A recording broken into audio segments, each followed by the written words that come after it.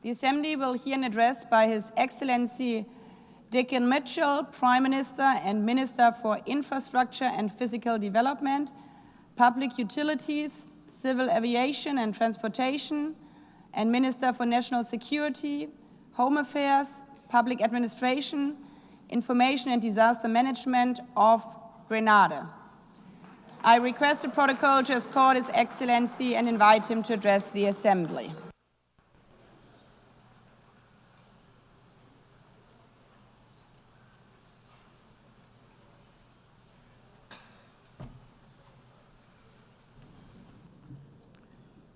Madam President, members of the Assembly, Excellencies, colleagues, and friends.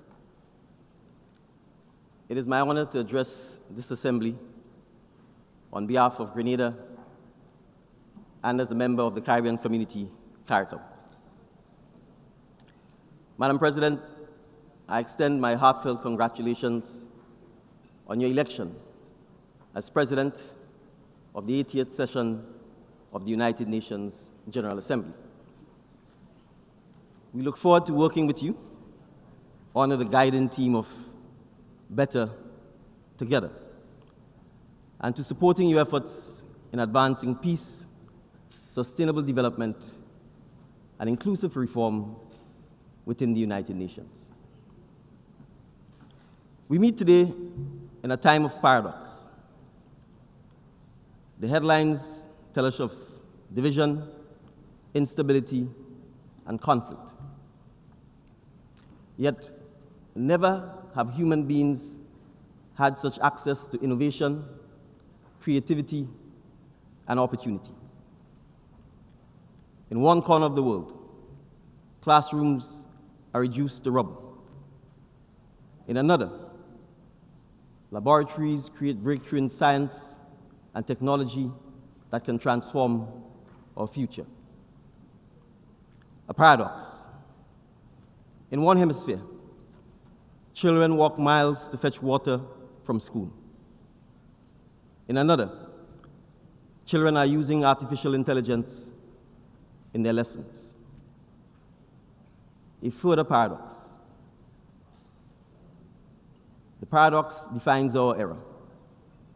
Progress and peril, innovation and instability, hope and hardship coexisting side by side. And so, Madam President, my remarks today are centered on the one force powerful enough to bind these contradictions together. The only force that can turn innovation into inclusion and conflict into cooperation. That force is education. That is a simple yet profound truth. Education is the single greatest social, economic, and creative equalizer that we possess. It transforms circumstances into possibility.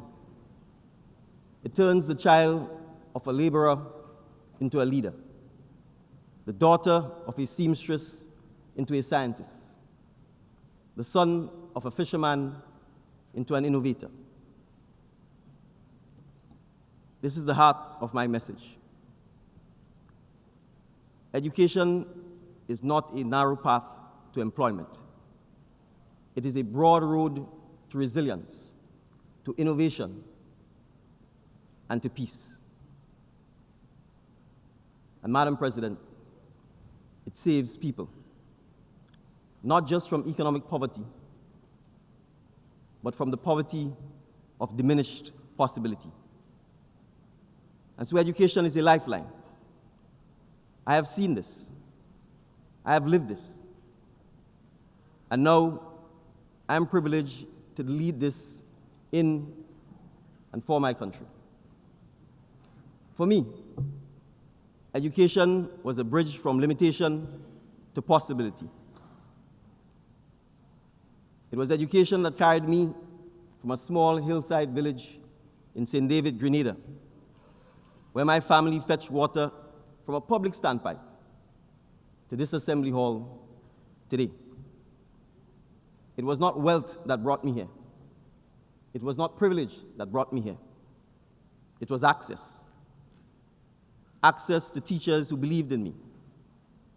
Access to opportunities that were modest but life-changing. Access to the chance to learn, even when the path was uncertain. But my story is not unique.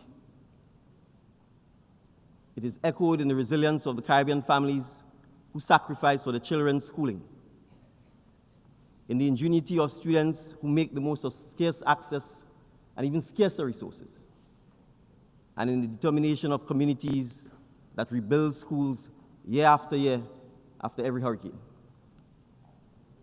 That is the shared story of CARICOM, a story of people who learn to adapt, to innovate, and to persist, always with education as our anchor. And yet today, we must admit that the definition of education itself is changing. Education can no longer be defined solely by university lecture halls or college campuses. Around the world, young people are shaping their futures in new ways through technical training, vocational education, and digital skills. A certificate in coding can be as powerful as a law degree. A credential in renewable energy can open doors as wide as a medical license. A diploma in advanced manufacturing can transform not only an individual's life or future, but the economic trajectory of an entire community. This broader vision of education is the reality we are embracing in Grenada and across the Caribbean. In Grenada, we have embarked on transformative reforms to strengthen our education system and expand opportunities for all students at all levels. We have established universal secondary education and passed legislation to raise the mandatory school age to 18, ensuring that more of our young people remain engaged in formal education, not as charity, but as a matter of justice and national survival. We have modernized school curricula to prepare our students for the future. Coding and technology clubs are now part of the school environment, and all students leaving primary school are assessed through electronic testing, prioritizing both digital literacy and problem-solving schools. We have placed student well-being at the heart of our reforms, hiring counselors, school feeding officers, and attendance officers to strengthen support for student mental health, nutrition, and engagement. We have also expanded our special education department and increased the number of early childhood officers, ensuring greater support for students with diverse learning needs. Because in a small island, every child's potential is a national asset. Additionally, and importantly, we have taken bold steps to make education more affordable and inclusive, eliminating school fees at the pre-primary, primary, and secondary levels.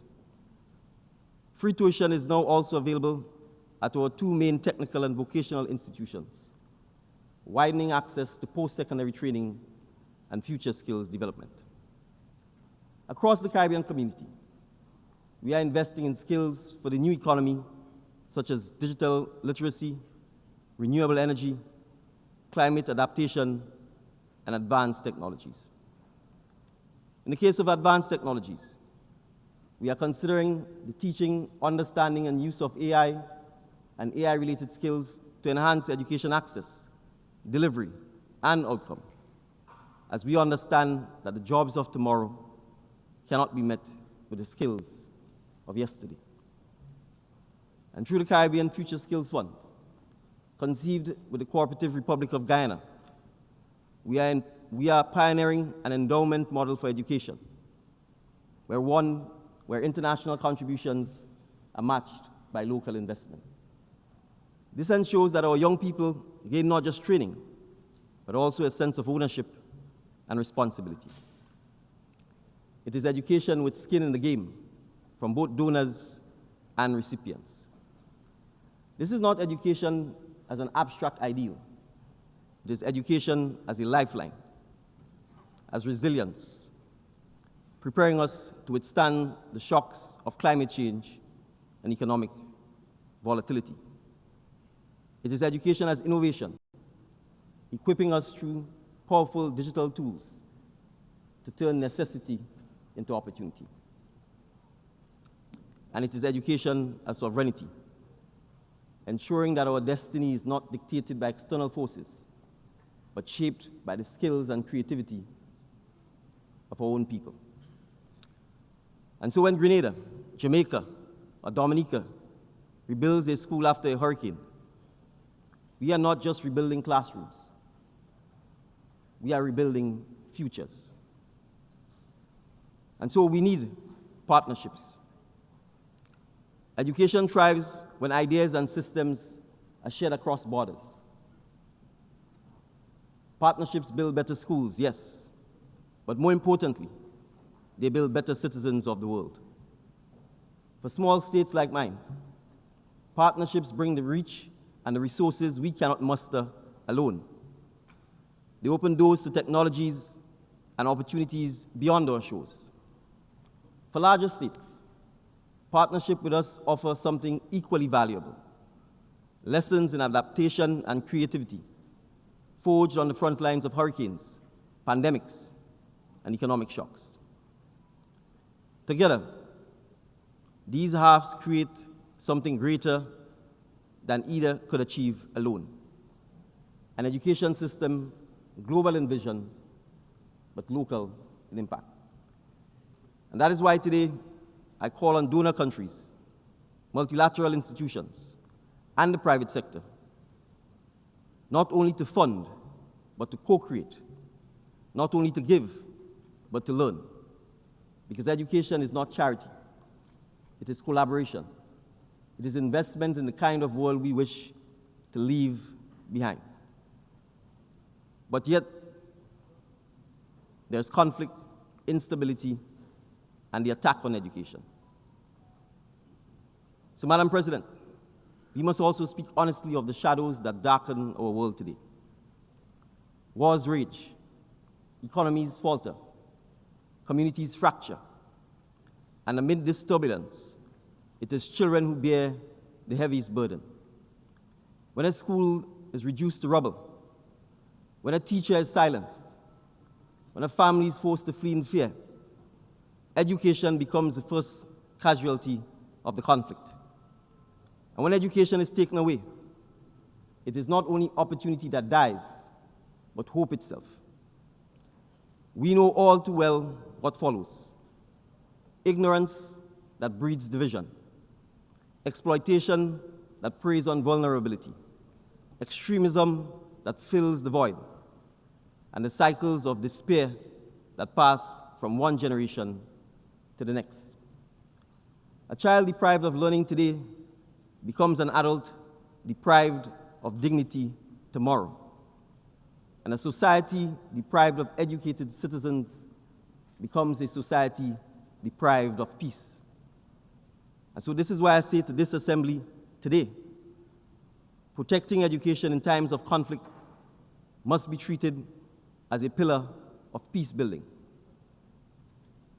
Just as we rush to shelter the displaced and heal the wounded, we must also safeguard classrooms and teachers.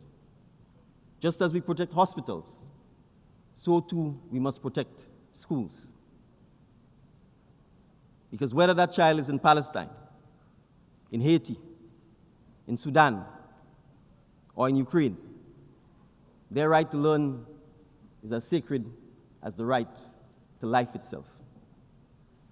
A child in Grenada, a child in Canada, or a child in Qatar deserve the same opportunity to unlock knowledge, to connect with teachers and peers, and to shape their future.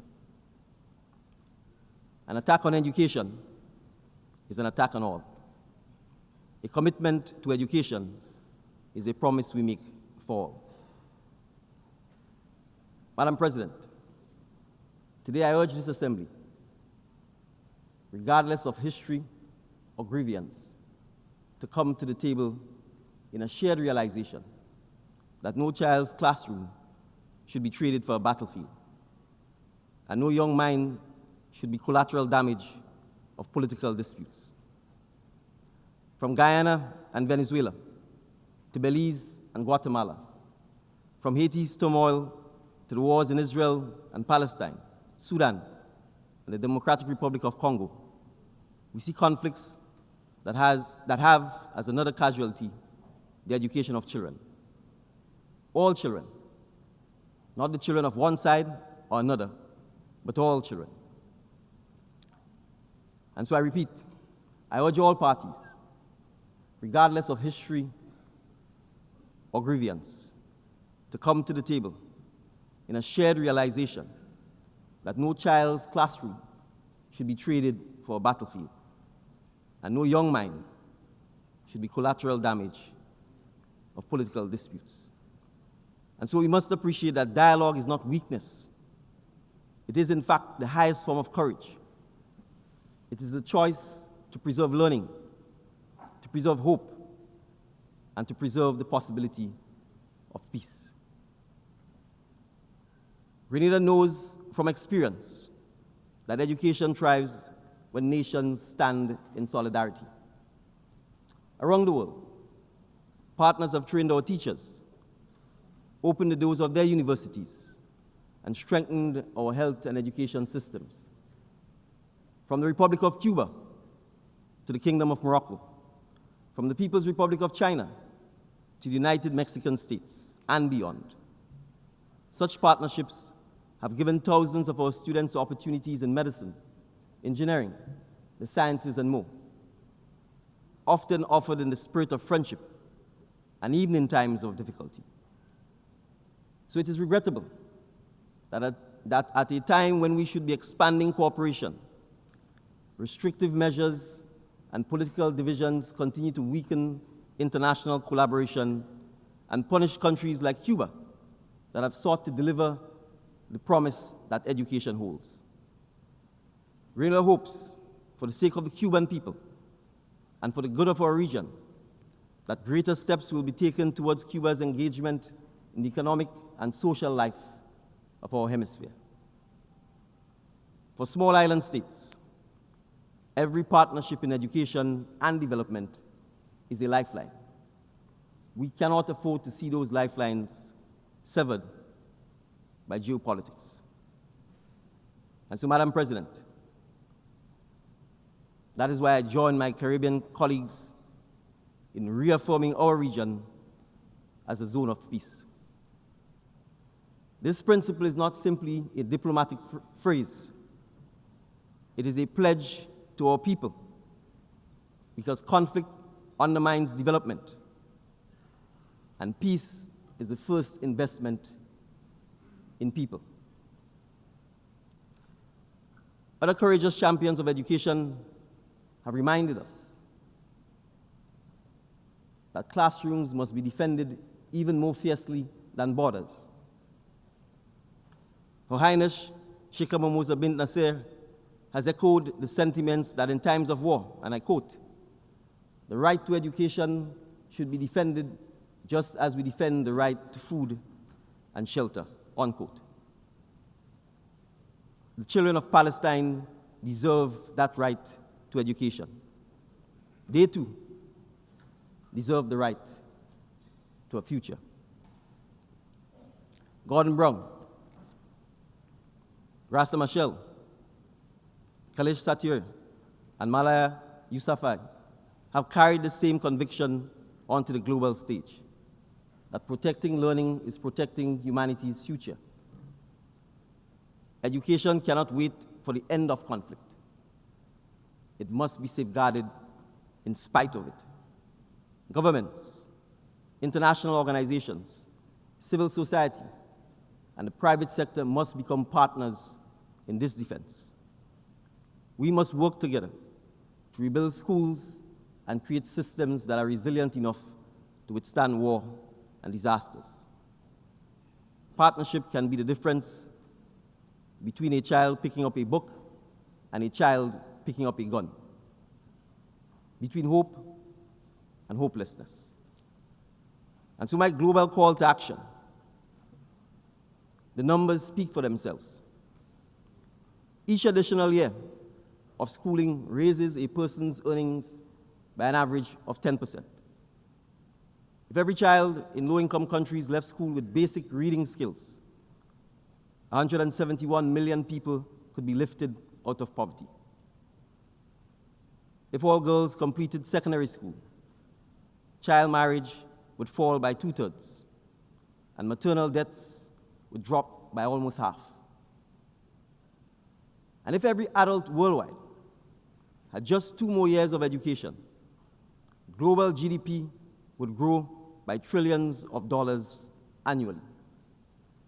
These numbers show that education does not just change the fortunes of individuals, it changes the fortunes of nations.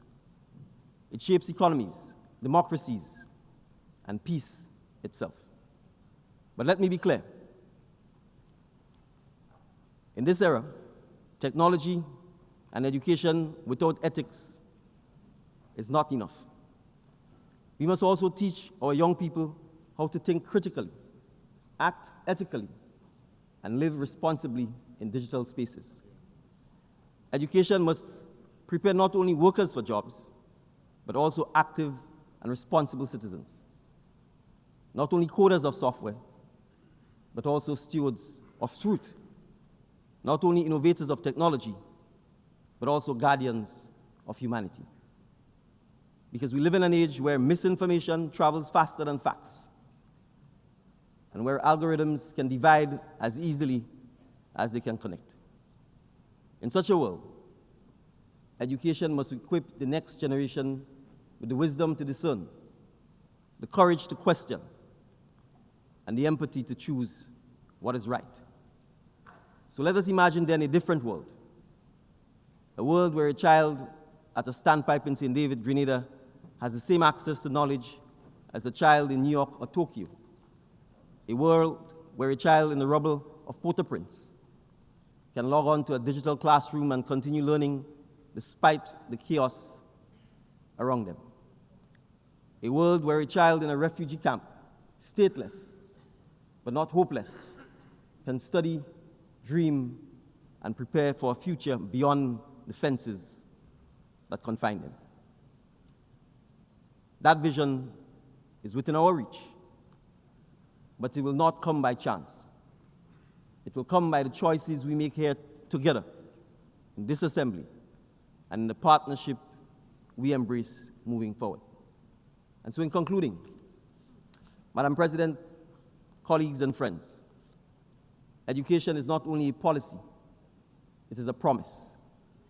A promise that no matter the size of a nation, the color of a passport, or the weight of a child's circumstances, that the door to opportunity remains open. For Grenada and the Caribbean community, education is the antidote to ignorance, the pathway to resilience, and the seed of innovation. It is how we turn survival into sovereignty. It is how we transform vulnerability into vision. And so I urge this assembly, let us protect our classrooms as fiercely as we protect our borders. Let us value our teachers as highly as we value treaties. And let us treat education not as a privilege for a few, but as a right for all. Because when we safeguard education, we are safeguarding peace. When we democratize knowledge, we democratize hope. And when we give a child, whether in St. David, Grenada, or Port-au-Prince, Haiti, or Gaza, Palestine, or in a refugee camp anywhere, the tools to learn, we give humanity itself the tools to endure. So let us resolve together that no classroom, no student, and no country will be left behind. Let us believe that together, that resilience is not just surviving the storms of our time, but building a world where education ensures we thrive beyond them. Thank you, Madam President. On behalf of the Assembly, I wish to thank the Prime Minister and Minister for Infrastructure and Physical Development, Public Utilities, Civil Aviation and Transportation, and Minister for National Security, Home Affairs, Public Administration, Information and Disaster Management of Grenada.